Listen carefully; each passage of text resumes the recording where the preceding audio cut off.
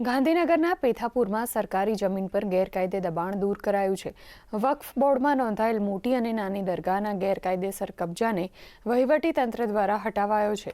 વહીવટીતંત્રએ તથ્યોની સંપૂર્ણ તપાસ બાદ બુલડોઝર ચલાવ્યું છે।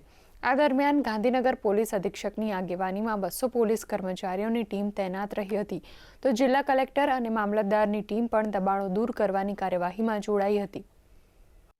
આજે વહેલા સવારેથી ગાંધીનગર જિલ્લાના સેક્ટર 30 એરિયામાં આવેલા ગેરકાયદેસર બાંધકામનું ડેમોલિશન ચાલી રહ્યું છે। આ ડેમોલિશનમાં ટોટલ 200 જેટલી પોલીસ બંદોબસ્તમાં હાજર છે।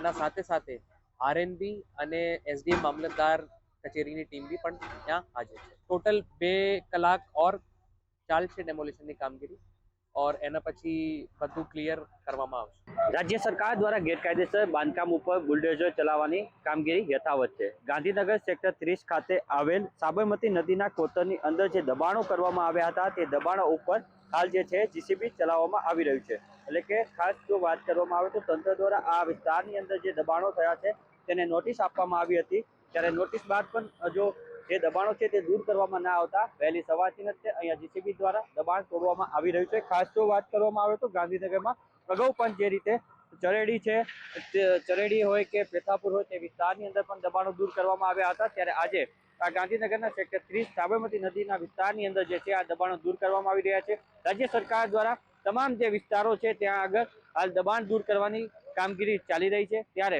ગાંધીનગરમાં પણ આજે દબાણ દૂર કરવામાં આવ્યા છે। દુર્ગેશ મહેતા, દૂરદર્શન ન્યૂઝ, ગાંધીનગર।